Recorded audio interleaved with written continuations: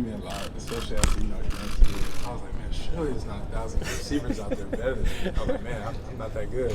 But yeah, it's motivated me, and even to this day, kind of motivates me a little bit. So, yeah. And what is kind of the challenge this year? It's got to feel so different from a year ago when y'all were all. Now it's about staying power and building. I mean, what's kind of the challenge in that? Well, for me, it's the same. Probably the biggest, staying level-headed. Not getting caught up in the hype.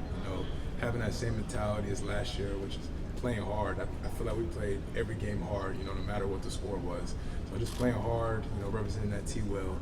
Just staying focused on that and not so much the hype. I think all of us, including myself, I think that's probably been the biggest thing. Is that hard to do with numbers? I mean, you're coming off a 1,000-yard season. I mean, Hendon, that's going to be hard to do, the 31-3 ratio he had. How hard is that going to be given those numbers y'all put up? Man, you just got to compete, let the numbers, take care of themselves. The first 4 games, wherever it was, I didn't have the best numbers, and, kind of the last 6 or 7 games, that's when I kind of took off. So, just not looking so much in the numbers, playing hard, and the numbers will come. What was the turning point for you in this offense? I feel like the Mizzou game, honestly, and just not just me, my teammates, quarterback, Bayless, the O-line, defense. I feel like that game gave us confidence, and really showed how dominant of an offense we can be. When did you realize this offense was just a totally different beast than the one that you played in with Jeremy Pruitt? The first day we got on the practice field. Yeah, the first day, way different than anything I've ever done before. But I was excited for the challenge, and it's worked pretty good for us. Cedric, I know you can't outscore everybody 21-0 every quarter, but how do you carry what you guys did in the first quarter onto the second, third? Have y'all looked back at that and seen kind of what went wrong in those second quarters? Yeah, absolutely. I think as we saw, the first quarters we would come out, dominant. I think the best in the country, I think, if I'm not confused, mistaken. But, like you said, kind of more on the down slope in second, third, fourth quarter. So just learning from our mistakes last year. And that has to do with being more comfortable on offense, getting that big game experience. Because, we're in a lot of the big games, kind of just, the inexperience, I feel like, kind of derailed us. So just learn from our mistakes from last year. So Josh talked about the extra attention he expects you to get this year because of how productive you were a year ago. What kind of conversations have you and the coaching staff, maybe even Hendon, the guys on offense, had about handling that extra coverage and attention? Really just, that's why it's my job to become an overall better receiver. The best receivers in this conference get double teamed or get the best corner. So just that's why my route running needs to be perfect. That's my releases need to be better. And I'll just say it. The other receivers, and I know they will, but they got to do their jobs too. And I know they'll do their job, and I'm excited for it, and I'm looking forward to the season. Speaking of that, how much have you kind of pulled those guys along with you? I mean, obviously your work ethic's well documented. How much time have you spent with those guys talking to them about it is about the little things and I need your help? Yeah, I don't want to make it seem like, I need your help, but what I'm saying, I just want to feel like if we all do our job, everybody can succeed, everybody can be successful. So I spend a lot of time with them, especially the young guys that's coming in, the freshmen. But I'm excited for, from Ramel to Jalen to Brew to Chaz, Squirrel, whoever you want to name, they're all working hard. I said earlier, getting 500 balls a day on the jug machine, getting 10,000 balls a month. These are things that people don't notice that we're putting in work, so we're excited for it. Specifically, what have you seen from Jalen this offseason that's continued to grow? Yeah, I've seen big steps from Jalen. I'm looking forward to see what Jalen can do. I think Jalen can be, one of the top receivers in the SEC, if not the country. So, he's got the ability to do it, and I'm looking forward to it. Did you have a moment where you thought about leaving? Not necessarily leaving, but definitely a moment of frustration. Seeing if I, really wanted to be here or not. But ultimately, I'm here.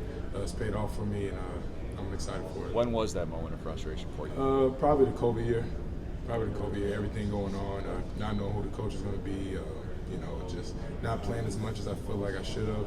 I feel like that was a frustrating time. So, but you got to put your head down and work, and things happen for a reason. Did you have a meeting with Coach Heupel where he showed you, hey, this is what the offense is going to be, stick around? Yeah, the first day Coach Heupel got on campus, he talked to me for 15, 20 minutes, not even about football, just who I was, who he was. And I think that kind of showed me that, okay, this coach is the real deal. Had you watched his offense at UCF and at Mizzou as well? No, not really, honestly. I just kind of heard rumors when he got hired. I really didn't know, you know, who he was. You know what I'm saying? That's no disrespect to him, but you know, all I heard was he's an offensive guy. We're going to score a lot of points. And they came in, all the coaches, you know, saying it. And I felt like it was our job to, you know, back that up. So, How much more do you feel like you and Hendon are on the same page now compared to maybe this time last year? I feel like we're going to be better this year than last year. You know, just being more comfortable with each other. A year or two of the offense, a year or two with the chemistry. I know he's excited. I'm excited too. How do you feel when people say Hendon is a system quarterback because he was so much better in this system than Virginia Tech? Can't pay attention to it. You know, I'm with him and I know what he can and can't do. I know Ken is, you know, one of the top quarterbacks in the country. So, you know, just look at it and just kind of keep scrolling. How important is the rivalry with Alabama, and what would it mean for the program to get a win? Yeah, Alabama's one of our biggest rivals. You know, I feel like we played them hard for 3.5 quarters last year.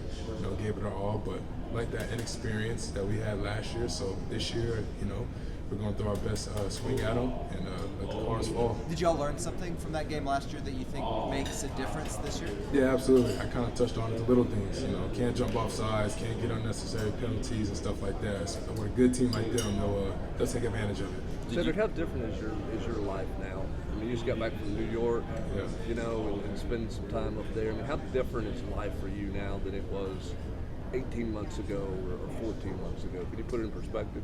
Yeah, it's pretty different as far as NIL stuff and maybe, you know, more attention and stuff like that. But my mentality is the same. You know, just go out there, be the best receiver on the field, be the best player on the field. You know, I'm going to have that same mentality this year. How tough was the decision to come back after you exploded in the second half of the year? You've got the tape against Georgia, against Bama. Did that decision, was that something that you agonized over? Yeah, you know, it was a tough decision.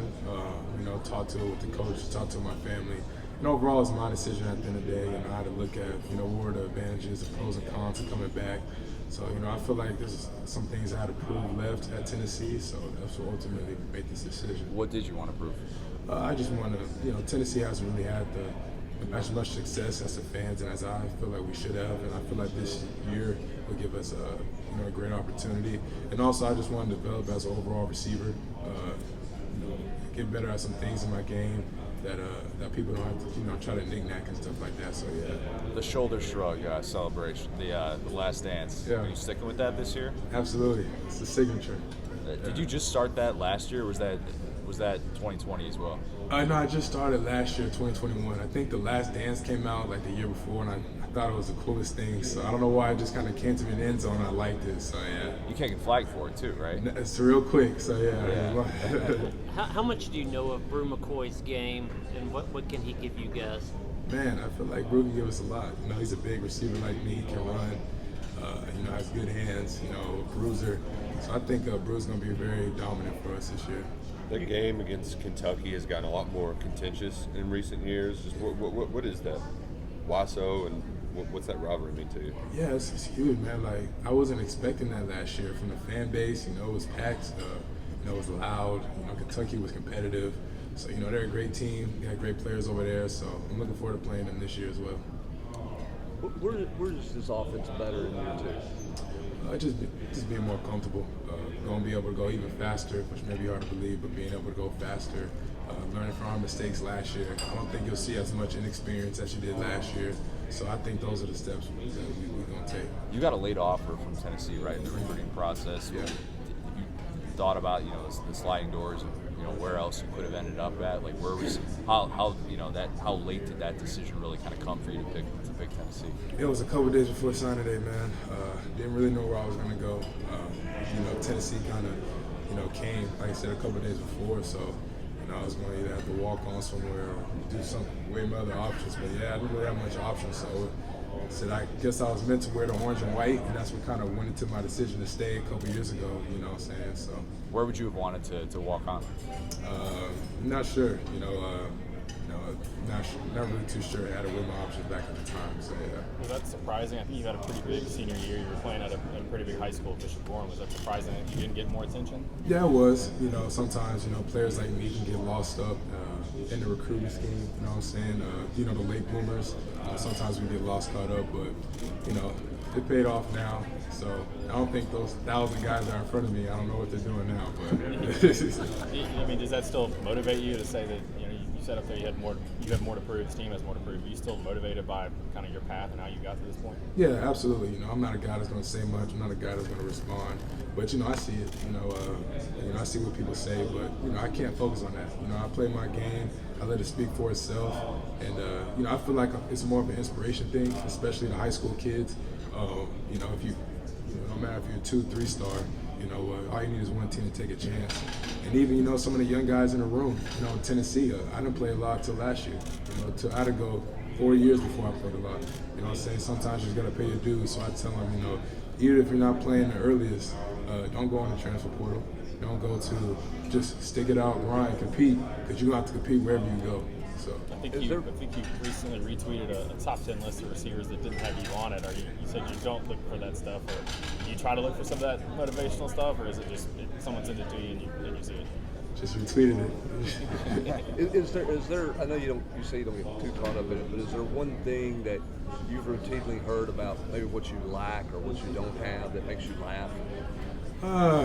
I just keep it to myself. But there's some things that, I think if we watch the tape instead of looking at a PFF grade or something, that you'll be like, I don't know if that's true. So there are a couple. There's a couple, but it comes with it. What do you kind of model your game after? I try to model my game after, receivers that make big-time plays, competitive catches. So I love watching D-Hop. He's a guy that no matter where the ball is, he tries to catch it, diving for it, high pointing, 2 guys on him.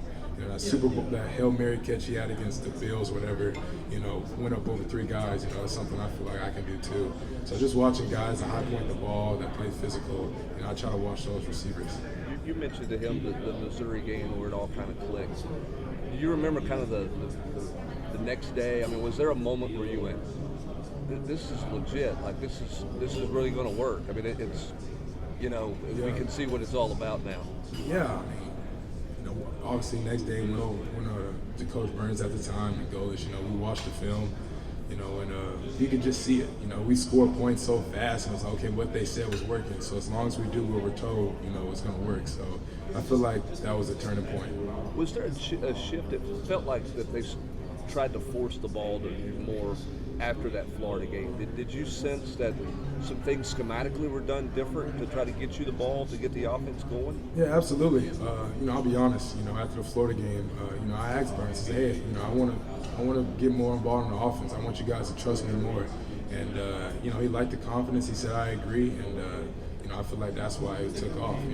I wanted more to, number 1 receiver role. I asked for it, and it paid off. What's the situation you're most comfortable with, where you're lining up, and obviously nobody's putting a linebacker on you, or at least they shouldn't be. What's the situation? Is it press? Is it when you get a 7-yard cushion where you really feel like you can thrive? It doesn't matter. If you want to press me, I'll use my body. I'll use, my finesse moves, whatever, to get off the line. If you want to play off, I feel like good luck tackling me. You know what I'm saying? So whatever people want to do, whatever they want to throw at me, that's what the summer's for. That's what the off season's for. Is to, perfect my craft. So whatever they want to do, I'll be ready for it. Were there times where you said, where you walked up in those situations, you looked and went, I know the play, this is a touchdown? Yeah. And what's that feel like? And what's that feel like when you line up out there and you're like, okay, this is it. I mean, this is a touchdown. This is a laydown. Everything kind of slows down. I kind of know. Especially when my number gets called, I can look at the coverage and I'm like, he's throwing it to me no matter what. So yeah. What's the transition been like from Cody Burns to Kelsey Pope this offseason? It's been a smooth transition. I love Burns. I appreciate what he's done for me. He really helped me as a receiver and as a man. But it's Pope's turn now, and I feel like Pope's helped me with all those things too. No coaches teaches the same. But it's been smooth. I already had that relationship with Pope, and he's helped me out a lot. Been there for me on and off the field. So I've loved what he's been doing. When Cody left, did you go to Coach Heupel and say, kind of, Coach Pope is here, we'd like him? Thinking about retaining him? No, that was Coach Hype's decision. You know what I'm saying? I let the coaches do what coaches do, and I'll just be the player. Is there a path for you to become the best receiver in college football? I do think so, but I got to work for it. You know what I'm saying? You got to work each day and each out, and I got to prove it. So that's watching film, staying healthy, being available on the field on Saturdays. that's what I got to do. What was your experience in New York like this week? It was great. I went out there with Hendon over there. We had a great time. I've never been in New York before, so me and Hendon had a little billboard downtown. So that was a dream come true. Not a lot of people get to experience that, so it was dope. Sid, how do you feel about recruits getting paid NIL money in the same way that experienced players get paid? I think it's a good thing for them. If I'm not going to be a jealous guy or be that old grumpy dude. Whatever can bless somebody. Somebody's family, it's a good thing. So I hope the kids take that money. They use it for good, and I hope they continue that passion on the field as they would if they went to school for free. What's the advice of how should guys spend NIL money if you're 18, 17, 18 years old? You're getting that. I'm not gonna tell another man how to spend his money, but I feel like definitely should be smart. Some of the conversations I had, remember that there are taxes, there are other things you have to pay for. You can't just spend all your money on jewelry and clothes. So definitely just be smart with it. But it's cool to have fun here and there. I'm sure you get this question a lot, but who's maybe the next Tennessee receiver that's going to have maybe the year that you had last year, sort of that breakout? And I'm not sure. There's a lot of talented guys in there. And I'll be doing those guys a discredit if I just picked out one person. So we'll see. Yeah. But I'm excited for them all, especially the young guys and the guys we already have in there.